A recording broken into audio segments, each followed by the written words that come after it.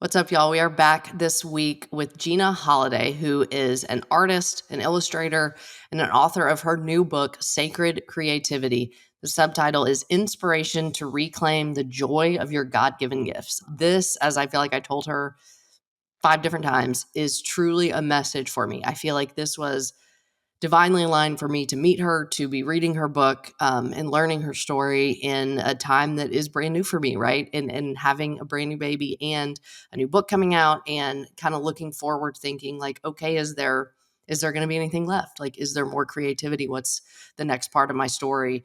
And so she just spoke to me so personally, and her whole goal with her book, which is beautiful, because she's an artist, it is filled with beautiful art and inspiration, and a lot of her story speaking directly to women, which is her heart, to find your purpose if you feel like you don't have it. We talk a lot about that word, and actually kind of she had a mic drop moment where she says, I think we need to be finding our message in this season versus trying to find this huge capital P purpose, that when we go to God, he gives us different messages in different seasons to share and to be creative with. And so that was really powerful for me. She talked to the people who feel like, I don't even know what my gift is. Like, where do I start? Where do I find what I'm good at? Where do I find my voice? And how we do that hand in hand with God. And that's where real creativity and real joy and real success comes from. And then we talk a lot about affirmations. That's a huge, huge part of, I feel like, what has rebuilt my faith over these past 5-6 years, into a sturdy one and a beautiful one and an authentic one with God, is learning how to speak his affirmations over my life. And as she talks about, speak his affirmations over our abilities to create and to produce strictly out of the joyful gifts that he's given us. So you don't have to be a creative person. I admit several times to her that I can't draw a stick figure. So this is not about art specifically, but about the way that we rediscover the creativity that the creator has put in us, and what that means in different seasons for different people. So I'm really excited to have her. I think y'all will love this book. Please go order it. I've been reading it like a devotional, kind of, because it's short little entries each day. So I'm so excited to be back on the show with my new friend, Jena Holliday. Hey, y'all, I'm Maddie, author, speaker, and certified sommelier. I think we can all agree that life can get pretty tough at times. So I'm going on a journey to uncover how some of my favorite people are chasing joy in their lives. And I'm bringing you along with me. Through their personal stories and funny encounters, I'm chatting with authors and entrepreneurs, musicians and brands to learn how they're hanging on to the good in life, even as trouble comes. Because as life gets hard, joy is a choice we can make together. I'm Maddie, and this is the Enjoy Life podcast. Well, Jena, thank you so much for being with me on Enjoy Life. I'm really excited. I told you just before, I've been really enjoying your new book, kind of in the rhythms of my morning, almost like a devotion. I don't know if that's what you intended at all, but it's been really life-giving for me. So I'm excited for everybody to get to know you if they don't already. You're an artist, an illustrator, an author, a mom, all the things. And I can't wait to talk about your new book and just your story. So thanks for being with me. Thank you so much for having me. I'm excited to be here and share. Before we dive in, I'm in Nashville. You're in Minnesota, is that right? Yes. I'm honestly so envious of y'all's summers. Are you anywhere near a lake? I think I just Oh, assumed yeah. that because Yeah. Oh, are they're you? everywhere here. Oh, yeah. Okay, good. I Yeah. mean, like within a couple miles. Yeah. Yeah, we have tons in Middle Tennessee too. It's just probably a lot more humid right now as we're Yeah. recording, like Labor Day. So I'm always thinking like, man, if we were a little bit further north, this would be so much more enjoyable. I mean, our summers are pretty humid here. Are they And still? then we Okay. go to really cold. So, Okay. Well, that makes me feel better then. I won't be quite so jealous. But because I'm in Nashville and grew up here, I love music. So how I love to start the show before we get into your work is, if you had like a walkout song for your life right now, like if something was playing behind you moving into wherever we're going, fourth quarter of this year, what would be playing? oh man, this is a great question. I'm like, It's a let's curveball. see. It is a curveball. Hmm.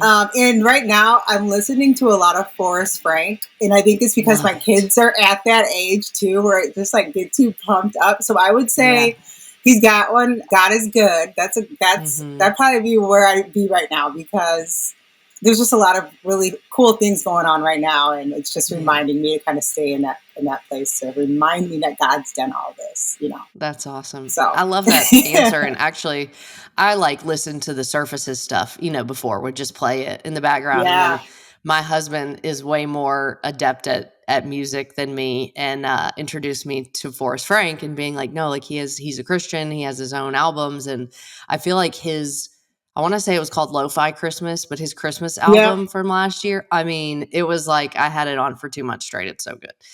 So, love that answer. But well, let's talk about what is going on. You, as I said, are an illustrator, an author, an artist. You're the founder of Spoonful of Faith, which is such an awesome name. And so, tell us just a little bit about maybe what that is and kind of the heart behind it, behind your art, behind Spoonful of Faith. Yeah, so 10 years ago now, I felt the Lord really calling me to a new direction. I worked in marketing. I had a full time like corporate job in marketing, um, and I was becoming a mom at this point. And I remember feeling all of these just questions within and kind of pushes to discover or rediscover the creativity that was inside of me. So I grew up a very creative person, just in a very creative home. I was the middle child of seven, or am the middle child of seven. Wow. I know. And so like growing up in a really big family, and then also like having a lot of my siblings are very creative, so we're musicians and makers, and we just DIY'd everything, and anything like if it ever came to a position or our parents couldn't get us something, they'd be like, we'd make it, you know, and that was Yeah. just like how we lived. And so I kind of followed a different path forward. I wanted to go to school for art, but I didn't think we could afford it. I just didn't think it was in my cards. And so I went to school for marketing, but you know, I had been working in this career, like was good at it. I loved marketing because it was like the creative side of business. And Hmm. so Hmm. I really did well with it, but there was something just kind of missing, and I didn't realize what it was. And the Lord started prompting me to start just drawing again. I always drew. I used to doodle and fill notebooks with drawings. I would draw and doodle when I was on the phone with friends, and I got absolutely nothing of it. It was just something I did, and I didn't think anything of it. And as he was prompting me, I began to draw again and just doodle again. And I began sharing these like things I would draw with people. And my family and my sisters and my mom were like, "Oh, these are cute. Like you should keep drawing these and give me ideas. Draw this, draw that." And Hmm. after a while, I started to share them on like my Instagram account, and I would put quotes or scriptures next to like this drawing that I, just drew in my notebook. And then people started asking me, like, do you do this? Like, is this, which is something you're interested in doing? Can we hire you? Like, can you draw my daughter? And then Yeah. it just started to kind of began to be its like own thing. And at the time, I was running this blog, it was just kind of like a fashion blog, a life blog, and Hmm. the Lord told me He wanted me to start a new blog and name it something else. And the name that came to me was Spoonful of Faith. And I told my mom and my sisters, and they were just like, "Oh my gosh, that's such a great name." And I'm like, I can't even take credit for it because it just came to me like I know it was from the Lord. Yeah. And so I bought the domain, and I just started sharing my story of kind of rediscovering this creativity that was within me. Mhm. And it started out as just this blog, and it just continued to snowball Mhm. into artwork and, partnerships and all these things. But, now, well, initially I started with freelance illustration. Um, and so I do freelance illustration. And then I also run an online shop where I create artwork and products that just inspire, encourage, Mhm. and give hope, Mhm. specifically to women and women from different backgrounds and cultures, and just like representation in that way. And then I also worked in publishing for quite a while doing like book covers for authors and Oh things like yeah. that. Then I was asked a few years ago to illustrate, like if I was interested in illustrating and authoring my own children's book. And then this whole new world of publishing That's kind so of came awesome. from it. So it's really cool to see what that, moment and kind of like following those little breadcrumbs that God was saying, like prompting me, turned into. And it just Yeah. completely changed my life. So I feel like the name of my business, Spoonful of Faith, is really my story, taking Yeah. that big jump of faith. And also like a kind of like a spoonful of sugar, right? Like the little Mary Poppins reference. Yeah. Just a little bit of medicine, just a little bit of faith to keep going. Yeah. And so that's a little bit about what I do. I'm also a Yeah. mom to two children. I have a 10-year-old daughter and an 8-year-old son, and I've been married to my husband for 10 years as well. So, and we live in Minnesota, like you said. So, Yeah. and we have a little dog too. What Um, kind? We love dogs here. why am I drawing a blank? We have a A cute Frenchie. one. Yeah, a Frenchie. He's cute. Oh hush, they And are he's like so grayish blue. cute. He's super cute. I love His name that. is I love Link. that. Link? Yes, That's my so son sweet. named him. Okay, okay, good. Yeah. Well, there's so many things that I personally just kinda wanna learn from you, but, I will kinda start at the beginning when you were talking about, just sort of this pull from the spirit to get back into that creativity, and you started drawing and posting. Like, did you have any expectations really? I mean, what were you thinking when you were doing that? No, I had no expectations. I remember being like kind of afraid, really, because I was younger, but I was a business girl. I was in Right. marketing. So it felt like kind of weird to start sharing like Mm. illustrations. And I drew a lot of girls and women. Mhm. Um, I was like, I'll just share them with, there was these like scripture cards that some woman at my church gave me. And I was like, I'm going to take these and like just share them with these like cute little inspirations and scriptures.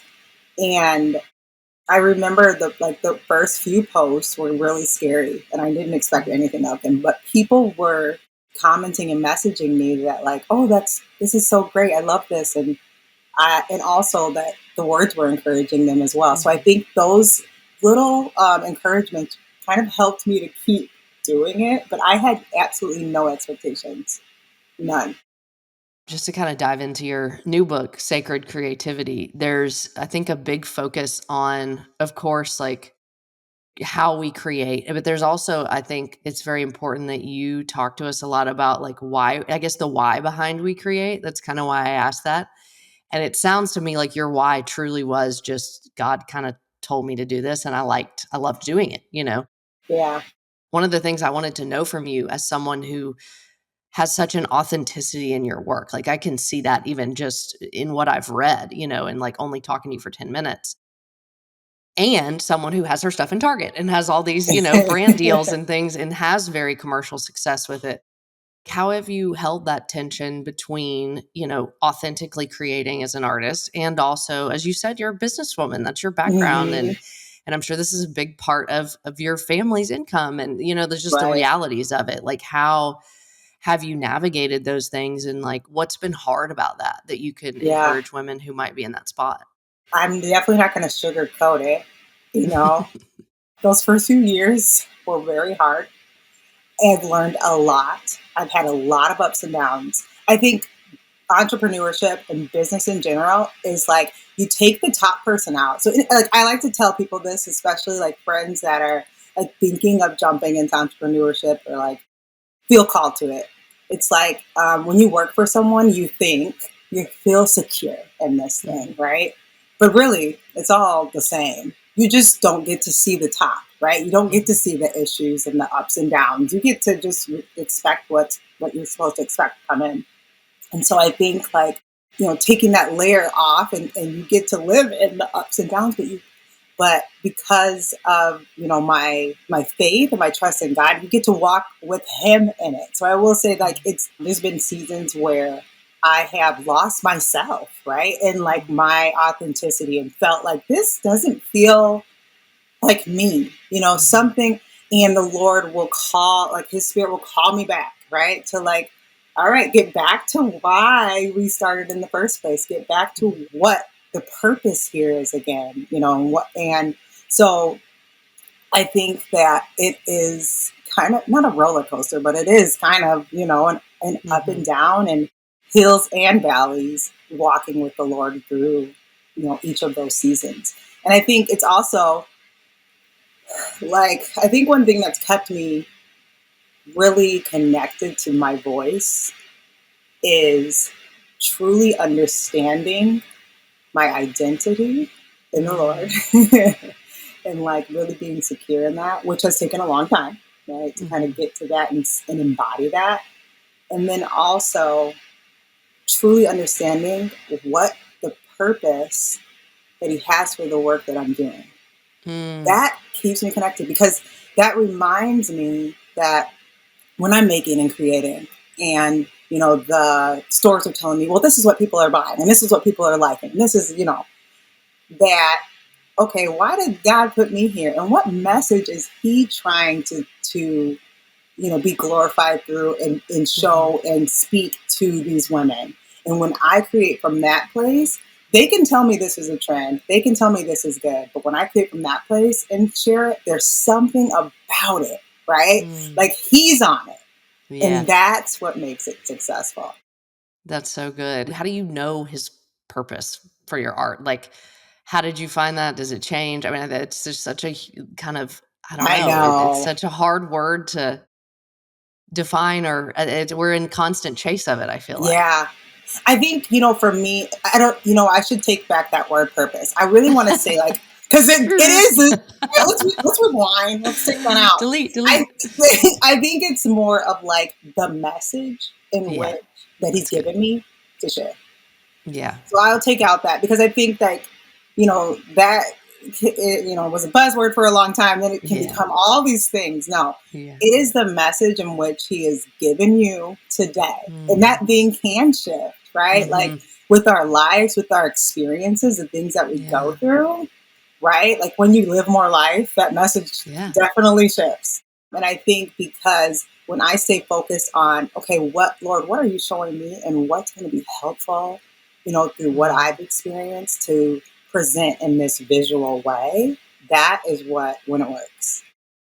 I feel like that is one of the most freeing things we've said on here, and so I'm Oh, yeah. thankful. Like, not that purpose is a bad word, but I feel like it is an overwhelming one that is used so often and that can feel almost burdensome, because where do you even start? And so Right. I like the idea of really honestly looking at what's the message that God's given you and that He keeps calling Hmm. you to. And that's why I think in a lot of ways, honestly, Gina, I feel like you're one of the first interviews that I've done after I had my son 10 weeks ago, my first baby. So Ah, so I'm like exciting. kind of been in this place of, what's it going to look like? I have my second book coming out, and the first two have been very focused on grief because that was a big part of my story at the end of my Hmm. 20s, and I'm so honored to carry that message. But to be honest, I've had a lot of grappling with, will I keep creating? Like, is that the end of Mm. my story, to serve women like you do publicly, not through art?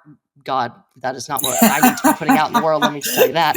But through words, and really kind of mourning, like, is this the end? And so to just honestly hear you Mm. say that feels like God ministering to me in that, like, just come back to me, and you may have a new Mm. message. And to use your words, which I love in the book, you say sometimes, like, if you hit that roadblock, just do it as worship. Mhm. Where did that come from? Like, what do you mean by that? Tell us that. That's such a standout for me in what you do, and what you wrote in Sacred Creativity. So, as we talked about the ups and downs, right, of entrepreneurship and kind of holding that tension of, trusting the Lord, but then also needing to provide for your family, right? I found myself in many seasons of burnout where I was pushing and pushing, where I was holding too many things, where I didn't have boundaries, where there was just a lot of Mm. things I was kind of not managing very well. Then I would try to create. Like I was trying to like, okay, I gotta run this business and I gotta make stuff. So like I would show up to like time to create, and I'd have nothing. I'd have absolutely nothing to give. I'd have no ideas. I'd have the Lord started telling me, just come to me and like, let's just sit Mm. together in this place. Like, quit thinking you need to come with a plan and it needs to be productive. And you need to come out of this with like a full finished piece that's going to be ready to like sell to the world. Mm. And I need you to just come sit with me. And so at first, I would come and just sit there and like there weren't any ideas and nothing was being made. And I was just like, okay, so like are you showing up here or what? You Yeah. know, right? Let's pick up the And pace. like, okay, Lord, I'm here. Like, Yeah. okay, I did it. And he started just really downloading to me that I need you to create as worship. I need you to like, Mm. he started showing me really what he meant by us, the true worshipers worshiping in spirit and in truth. And he was saying, and this is in all aspects of our life, right? It's in the way that we mother our kids, it's in the way that we build our homes, it's in the way that we are in relationships with our loved ones, it's in the way that we are hospitable to others, our helpers. If we do each of these things as a way to worship God and as an act of worship, like we'll constantly be connected to Him and He'll get the glory out of it. And so He was just reminding me, like, I need you to create as worship. I need you to show up Mm. when you think of your time of worship. Usually I would like put music on, have my coffee, bring out the Bible, devotional. He's like, you make space for my presence. And I Mm. need you to make space for my presence in everything. Not just when you do those Yeah. things but in your art, in your creativity, Yeah. in your washing dishes, and I started to see that when I showed up and just offered that time to Mm. the Lord and said, okay, I'm going to worship you. And like, I would paint and create, and sometimes things would come out and sometimes they wouldn't. And sometimes really great things came out. And I would just Yeah. flow. I would just flow. And I'd be like, oh my gosh, I've got like 20 ideas. This is amazing, right? And sometimes it would be like, I would just sit in his presence and cry and just be with Yeah. him. But I started to see immediately this pressure release, right? Because I was in the presence Mm. of God. In his presence, there's fullness of joy, there's peace. Like all these things lifted off of me, and there was no longer this burden to produce, to Yeah. work for it, to do any of these things. Mm. I could just be with him.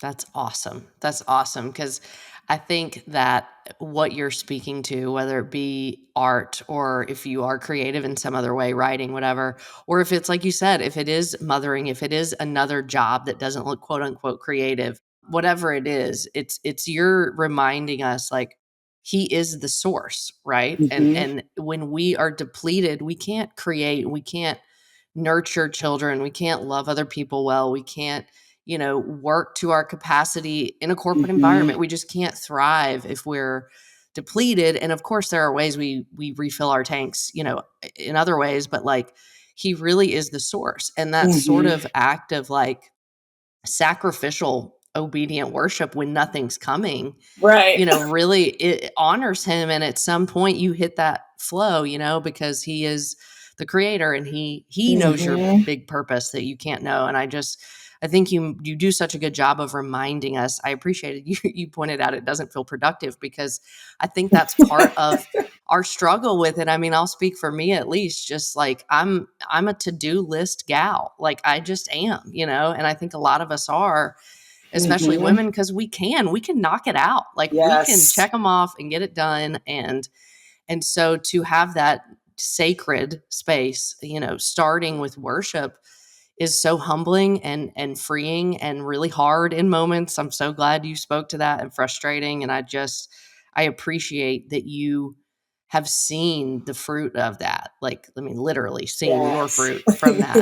And just that when we do get stuck, right? Like it's go back to the creator. He'll point you in the direction that you need to go. And you just kind of Yes. have to be patient and ready to receive. I mean, it's just beautiful. Like that's just so clear that that's where you found success and joy in what you do. So I'm really thankful for that. I'm really thankful for that. There was a quote that I love too, and I hope this is a little bit of freedom for women who, may be, at a roadblock doing this for a living, or they may just be in a place where, they're needing an outlet, whether it's never, no one else is ever going to see it. That's so essential Hmm. when we feel responsible for so many other people in our lives and so many things. Yes. And you simply said there's beauty everywhere, and it doesn't always have to have a reason or purpose or utility. And I hope there's just freedom in that for people. I hope there Yes. is. There is for me, at least. So I'm really thankful. We'll talk a little bit about, I feel like I've been teetering around it, quoting it and referring to it, but tell us, sacred creativity, how that came about, kind of what it looks like. It's such a cool structure. It's beautiful, obviously, visually, as you're an artist, Thank you. and kind of who that's for and your hope behind it. Yeah. So, like you said, it's kind of a different structure. I had been dreaming of this book for a very Mhm. long time, a book that could encourage women to use their gifts. Mhm. And that word gifts, it's like, okay, so what does that mean? Is that creative? And as an Mhm. artist, you initially would think, I'm just talking to creatives, but truly, I know, God is the original creator. And in the beginning, he created. And right after he created, when he created man, after he created man, one of the first things he asked Adam to do is to name the animal. So he made man in his image, right? So and then he tells man to use his mind to Mhm. imagine new things and new words and to name the animals. So, this book talks about how we're made in God's image and he's already given us this gift of creativity. How that plays out, really, creativity is taking or creating an original idea or possibility and using it in our lives. And that could be through solving problems, through communicating, writing, connecting with others. Um, all of these different ways that we get to glorify God as the original creator and showcase that in our lives. And so this book is really my heartfelt letter to women who feel um, like they have gifts that maybe they've sat down or that are not even sure if they have anything Mm. to offer, to remind them that they do, and also that they can pick them up, and also that it doesn't have to be this big, glorious thing. Like, I think sometimes that overwhelms us. We think, Yeah. if I start doing this thing, like, what is it? Where will it go? But instead, if we just walk hand in hand, step by step with God through it, we'll get to see his glory play out in many ways in Mm. our lives, even if it's just the corner of our neighborhood. And I think Yeah. that's really what my heart is. It's just to use your gifts. Because gifts are meant to be used and they shouldn't sit on shelves. Yeah. They should be Yeah. used. But there's so many reasons, I think, as you've referenced, that we do kind of let them sit on a shelf, and Yeah. so I just wonder, like, for the women especially who are like, I don't even know what my gift would be, like Hmm. what would be your word to them? Like, where do they start? Yeah, I think it starts in a couple different ways. I think we pray. We pray about it. We ask God to show us, give us wisdom, Mhm. because he tells us that if we ask Him for wisdom, He'll give it to us, For sure. right? And I think the next thing is we investigate, right? Because there's a lot of things that we overlook in our Mhm. lives. We don't think, like I said, I drew for years. I thought Yeah. nothing of it. Yeah. I thought it was just something I did when I was on the phone with my girlfriends and they were talking and I was doodling. And so we investigate and we look back at the breadcrumbs of our lives. I That's was good. the girl on the corner selling lemonade when I was a kid. The entrepreneurial spirit was Yeah. always within me, Yep. okay? There are things that we overlook, but God has planted on Mhm. purpose. And so I think we investigate, and then I think we show up to our time of worship open to his ideas. We stay open Mm. because I think sometimes we are closed off. Like, I could Oh, have yeah. totally been like, I don't know about that, Lord. Like, I'm Yeah. never sharing these with anyone. Well, that feels so much safer. Yeah. Oh, yeah. Yeah. And we also trust Him to know who we are and who he made us to be, and then how he wants us to show. Like, so here's an example. I'm a big dreamer and I'm a big thinker, and I'm somebody who's going to jump off the cliff. I have big faith, and that's just like a spiritual gift of mine, is faith. Okay, it comes very natural to me. I'm married to a very logical brain, like like man. Okay, he's the like complete opposite He's of your me. He's tether. like, He keeps okay, you. yep, Yeah. he keeps me on the ground most days. Yeah. Okay, so like God's not going to tell him to go jump off a bridge and like that. So, for you, it might be that he just tells you to share it with your family, share it with your best Yeah. friend. Yeah.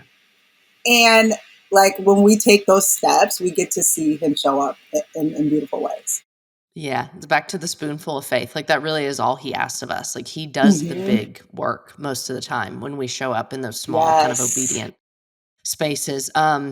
Couple more things I want to hear from you on. One of my favorite parts of the book, it's 6 sections and there's different entries about your life and creating and all your art, but there's affirmations at the end of each like section. Yeah. Why is that a section important to you to have? Affirmations are really just an important way for us to stay connected to our identity and Mhm. who we are. And I think for me, as a Black woman, I grew up in a predominantly white neighborhood, and I was always, generally, most of my childhood, I was the only in a lot of Mm, situations. And knowing this, my parents, like, they moved us pretty much like from the city to like the suburbs. And then they knew this and they affirmed us like mm, every day. My mom would mm, always tell us, remind us of our identity before mm. we went out to school or, did So our good. different things. And as I grew up, I realized, becoming friends with like different people, etc., that a lot of people around me did not have those same Yeah. affirmations. They might have had parents speaking down to them or even, putting their own wishes on them. My parents allowed us to really be free in what we wanted to do. And Mm, also, they really affirmed us in who God said we were. And because of that, I had always just been an encourager. I'd always like mhm. tell people like, "Oh my gosh, no, you are this, and Yeah. and it just naturally comes out of me." So as I was creating this book, I was like, "We need to affirm like Mhm. who you are. We need you to have us like a whole dedicated space, and it's like a 2-page spread for the affirmations because I want you to sit with that Yeah. and to really just take that in and say, okay, I am, who God made me to be, and before you move on. And I think that's really important. Yeah, I love that. I love that as a creator, as a woman, as a very new parent, like just the power of what your parents spoke into all 7 of you. God bless, they're probably Right. speaking all day long. And how that has carried into your adulthood and into your work and how God has moved you into his purpose through their simple and really profound affirmations. I just love that they're in there. My mom does that and always See, has. that's And so awesome. Hmm. yeah, so I'm grateful for that, and I do wanna ask too, kinda to round out just on a different page, as a mom, as a creative, person, how do we help cultivate, imagination and creativity in our kids? You said they're 8 and 10, Hmm. if just from, the culture that we're in, I feel like it might be even harder than ever to get kids to really lean into creativity and imagination just because all the reasons we don't Hmm. need to explain, screens and everything else. Right. How do Right. we do that, well? We allow for open-ended questions here. I don't always try to give them a like exact answer to things when they're making things. My kids are very creative, and I think that's just kind of something that's been passed down and through the Mhm. genes, right? Yeah. But like one way my parents did this with us is they didn't really shut down our ideas. They didn't say, Mm. "Oh, I don't think you'll be a Yeah. doctor one day," right? They were Yeah. very like, you could be. You could. Yeah. I mean, the word Yeah. says that you can do anything through Christ, Yeah. really. So you Yeah. could be, and they really would affirm us with like God's words, even if they didn't believe it. Right? Yeah. They'd be like, "Well, the word says this, so I Yeah. mean, technically, That yeah, is you so could." funny. So I try to do that with my kids, and then also when they are creating and they're kind of like working through, like, this isn't good, or I'm not good enough, or I don't like this about me. Mm. I constantly use like those affirmations. I come in, I'm like, nope, I cut it off right there. And like, I even give an example, I think, in the book where my son wanted me to make like Spider Man, and I did a horrible job at it because I'm like, I don't draw that kind of I don't stuff. draw Spider-Man. And he and I told him to draw it himself, and he did not want to. He's like, "There's no way Yeah. I can do this," you know. And I had to really affirm him and say, like, you have to use your gifts. You have to practice things. Mm, You have to, and so play, practice, keeping things open ended, allowing them to fail, and yeah. like helping them get up and keep trying. I think that's been helpful for us to help them stay creative and just encourage that. And then not shutting them down. I think that's a really big one Yeah. because I really did believe that. I think, a big part of me taking that leap to leave my full time career and become an artist was because for a lot of my life, I was affirmed in like, you can do it. You can do Yeah. it. I'm so happy to hear that. I feel that a little bit too. I'm one of 3 girls, but mom and dad both just constantly spoke that into us. Like, you really can be whatever you wanna be, and I laugh at your Hmm. talking about your mom saying, "Well, God's everything is possible with God." It's like, you can be it. You may not be good at it, but you Right. can be it, It's like, Right. but it's open if you wanna try, and so I pray often, about Hmm. how do I build courage into this, child that I'm gonna raise, and I think everything that Hmm. you've described is how we do that, and it takes courage to be creative. I think we need to Yeah. acknowledge that more, like, it takes vulnerability and courage, and sometimes it tanks, and that hurts, but, Yeah. just to have those people, especially your family, continue to speak into you like that is the most powerful thing, obviously, besides just Yeah. time with God. There's something I thought about when you were speaking to that I think is important. I think it's important to let them see us making and creating. Yeah, So yeah, one of the big things when I had my daughter that was important to me and kind of helped spark me actually taking those leaps as well was I wanted to tell her that she could do and be anything she wanted to yeah, be, but I was sitting back on some things I wanted to do. So I was like, how can I tell her this? That I yeah, won't do it. And so I had to kind of be that example I needed and mm, she needed. And so I think letting them see you take those steps, even in small ways, letting mhm. them see you fail and get back up, that's going to be the best, example and like Yeah. educator for them. Yeah, that's so good. Well, I cannot wait for everybody to get sacred creativity. Like we said, it's not just if you're an artist, okay? Like, I No. promise, if you've ever played Telestrations or Pictionary, like, no one wants to be on my team, okay? And this has truly been like a little devotional for me every morning. I've kind of done a chapter at a time. I told you that earlier. So, this Yes. is for everybody, every woman that feels like there is something sitting on the shelf and she doesn't want to have it sitting there anymore. And so, I'm really grateful for your work and your boldness. What is next for you? Where can people get it? And where can people get your children's books? I want to go ahead and get Yes. those on my shelf, on my baby shelf. Yeah, so you can find all of my work at spoonfuloffaith.com. My children's book, Spoonful of Faith, came out a couple years ago, and that is sold wherever books are sold, and same with Sacred Creativity. What's next? I actually have 2 more books coming down the pipeline. Woohoo! So Yes. actually, next month, I have a coloring book coming out. As Oh, an that's artist, you awesome. gotta have a coloring book. Yeah. And then in March of next year, I have a creative workbook, which is something I've wanted to create for a long time. Awesome. And it comes with prompts, and it's like a workbook where you can Yeah. start using your gifts, and it gives you tangible things to do to start Oh, walking that's forward in awesome. that. Yeah. Okay, we So all need that. So talk about like finding your purpose, finding your gifts, finding your voice. That's awesome. We'll look for that yes, in March and obviously link all of your books and Spoonful of Faith. And I'm just so thankful to get to know you and talk to you a little bit. You have, me like I too. said, this has been, I think, God taking care of me in the season to get Oh, to I love talk it. to you and be in sacred creativity. And so I hope everybody else feels the same. I know they do. But how we like to wrap is, Gina, what's something bringing you joy right now? Oh man, does it have to be like inspirational or? No, it can be Okay. like almond chocolate, I was gonna peanut say butter cookies, whatever.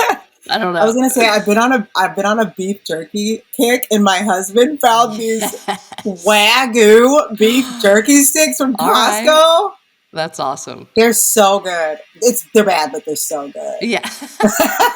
Like a little trashy, a little classy, Yeah, like yeah, Wagyu beef jerky. Yeah. One of my best friends is a chef, and I will validate you. She loves those. So Oh, okay. Okay, yeah, good. There we go. you're affirmed in your Wagyu Thank beef you. jerky. So well, Gina, I thank you so much for your time. Congratulations on all your success and just in this beautiful work that you do. It's changing people and it's encouraging people. So I'm thankful. Thank you. Thank you, Maddie. All Thanks so right, much. y'all go get sacred creativity and Gina, best of luck with everything. Thank you. A huge thanks to you for listening. If you liked what you heard here today, if you feel encouraged or found a little joy, please like or subscribe so you can get updates on all the new episodes. And please visit me at maddiejackson.net to check out both my books and the coming soon 6-week course on grief and hope.